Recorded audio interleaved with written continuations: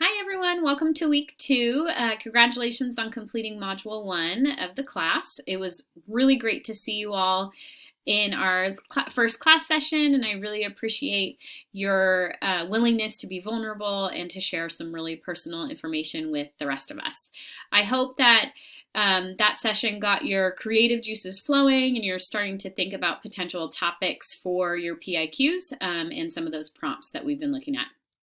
This week, we're really going to move into hoping to decide on some prompts. You're going to be completing your topic toolbox chart that will hopefully be a wealth of ideas for you as you're moving along. We do not have class this week. I do have office hours available, same place, same time. The link is both on the front page and within the module. So again, congratulations on completing week 1, and let's move into week 2. Let me know if you have any questions or concerns.